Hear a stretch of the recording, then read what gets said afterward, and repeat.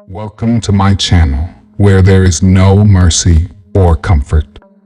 If you love fear, you're in the wrong place and risking your life because what I present is aimed only at dear hearts. What I'm about to tell you is not innocent things, but sick things. I will talk about the terrifying and frightening things I have found in the world, or within myself, or in this video. But before I begin, don't forget to subscribe to my channel and hit the bell button to receive notifications of more scary videos. And if you dare, leave a comment below the video and tell me your opinion. But be careful, you may regret it. Now, without further delay, let's delve into the world of horror, but don't expect to come out unscathed. Scary story. You will witness a dark and chilling story of crime and horror, set in the hidden underworld of New York City. You'll follow a young and ambitious enforcer on a mission to kill a rival gang leader, but he discovers an ancient evil imprisoned beneath the city streets.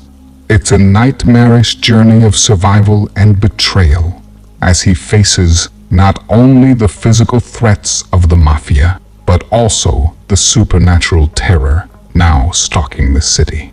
In a shocking and tragic ending, the enforcer realizes he has unleashed a horror that will consume him and everyone he loves.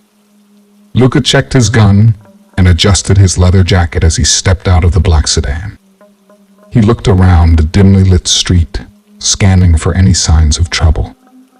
He knew he was in enemy territory, but he didn't care. He had a job to do, and he was going to do it well.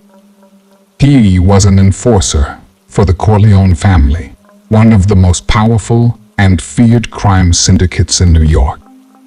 He had worked his way up from the streets, earning the respect and trust of his boss, Don Vito Corleone. He had proven himself to be loyal, ruthless, and efficient. He had done many dirty deeds for the family, but none as important as the one he was about to do.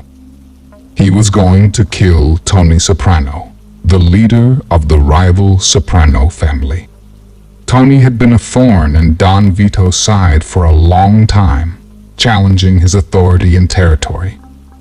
He had also been responsible for the death of Luca's best friend, Marco, who was caught in a crossfire during a shootout between the two gangs. Luca had sworn to avenge his friend, and Don Vito had given him the opportunity. He had received a tip from a mole inside the Soprano family that Tony would be meeting with some of his lieutenants at a warehouse near the docks. It was supposed to be a secret meeting, but Luca had the inside information.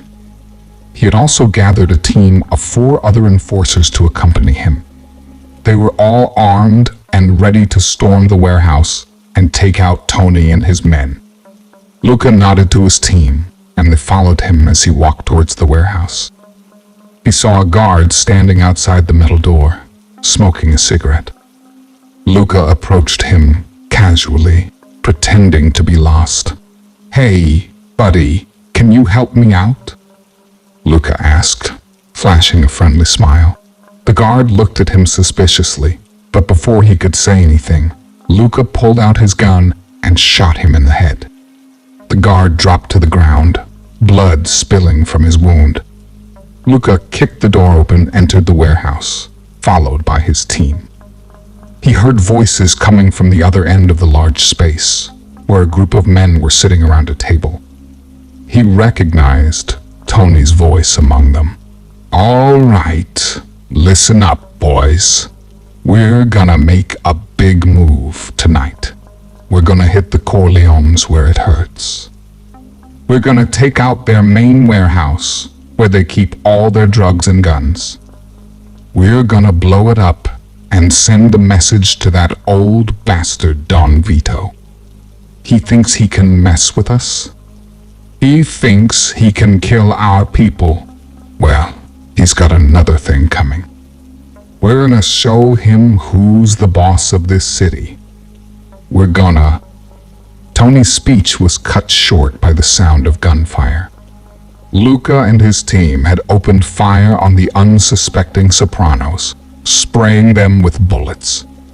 The warehouse erupted into chaos as men screamed and fell to the floor, blood splattering everywhere. Luca aimed his gun at Tony, who had ducked behind the table. He saw his face peeking out from behind the wood, fear and anger in his eyes. Luca pulled the trigger, but the gun clicked empty. He cursed and reached for another clip, but before he could reload, Tony jumped up and ran towards the back of the warehouse, where there was another door. "Get him," Luca shouted, as he and his team chased after him. They followed him through the door, which led to a dark and narrow corridor. They ran after him, but soon realized that they had entered a maze of tunnels and pipes. They had no idea where they were or where they were going. "Where the hell are we?" one of Luca's men asked. "I don't know, but we can't let him get away. Come on, let's split up and find him." "He can't be far," Luca said. He took a left turn, while the others went right. He ran through the tunnel, holding his gun in front of him. He saw a faint light at the end of the tunnel and hoped that it was the exit. He sped up, hoping to catch Tony before he escaped. He reached the end of the tunnel and found himself in a large and dusty room. It looked like an old subway station, with tracks and platforms and signs. He saw a train car parked on one of the tracks, with its doors open. He guessed that Tony had boarded the train, hoping to get away. He ran towards the train, but as he got closer, he felt a sudden chill in the air. He shivered and noticed that his breath was visible in the cold. He wondered why it was so cold in here when it was warm outside. He reached the train and looked inside. He saw Tony sitting on one of the seats, his back to him. He had a bullet wound in his chest, and blood stained his shirt. He was not moving. Luca smiled, thinking that he had finally killed him. He walked into the train, ready to confirm his kill. He reached Tony and grabbed his shoulder, turning him around. He gasped as he saw Tony's face. It was not Tony. It was Marco, his dead friend. Luca stared in horror as he saw Marco's eyes open. They were empty and black, like two holes in his skull. He saw Marco's mouth open and heard a raspy voice come out. "Luca, why did you do this to me?" Luca screamed as he felt a sharp pain in his chest. He looked down and saw Marco's hand holding a knife, which he had plunged into Luca's heart. He fell to the floor, blood gushing from his wound. He saw Marco's face looming over him, smiling wickedly. "Welcome to the Underworld, Luca. You're never leaving here." Luca's vision faded as he felt his life slipping away. He heard a loud and sinister laugh, echoing in the dark. He was dead. Luca woke up with a start, gasping for air. He felt a sharp pain in his chest and touched it with his hand. He felt a wetness and looked at his hand. It was covered in blood. He panicked, thinking that he was still in the train with Marco's knife in his heart. He looked around, expecting to see Marco's twisted face and black eyes. But he didn't. He saw something else. He saw a hospital bed with wires and tubes attached to his body. He saw a monitor showing his vital signs. He saw a window with sunlight streaming through it. He saw a door with a sign that said Intensive Care Unit. He realized that he was not in the underworld. He was in a hospital. He felt a wave of relief mixed with confusion. He wondered what had happened to him. He wondered if it was all a dream, a nightmare. He wondered if he was alive or dead. He tried to remember what had happened, but his memory was fuzzy. He remembered going to the warehouse, shooting at the Sopranos, chasing after Tony, entering the tunnel, finding the train, seeing Marco, feeling the knife. He shuddered as he recalled the horror of that moment. He felt a cold sweat on his forehead and a tremor in his limbs. He wondered how he had survived that. He wondered how he had escaped that. He heard a knock on the door and saw a man enter the room. He was wearing a white coat and a stethoscope. He had a clipboard in his hand and a smile on his face. He looked like a doctor. He walked towards Luca and greeted him. "Hello, Mr. Luca. I'm Dr. Jones, your attending physician. How are you feeling today?" Luca looked at him and felt a surge of anger. He didn't want to talk to this man. He didn't want to be here. He wanted to get out of this place. He wanted to go back to his life, to his family, to his boss. He glared at the doctor and said, "Who the hell are you? What are you doing here? Where am I?" The doctor looked surprised, but maintained his calm. He said, "Mr. Luca, you're in St. Mary's Hospital. You've been here for 3 days. You were brought here by the police after they found you in an abandoned subway station. You were in a critical condition with multiple gunshot wounds and a stab wound in your chest. You were lucky to be alive, Mr. Luca. Very lucky." Luca listened to the doctor's words, but he didn't believe them. He didn't think he was lucky. He thought he was cursed. He thought he had seen something that no one else had seen. He thought he had encountered something that no one else had encountered. He thought he had faced something that no one else had faced. He thought he had faced the underworld. He looked at the doctor and said, "You're lying. You don't know what happened to me. You don't know what I saw. You don't know what I felt. You don't know anything."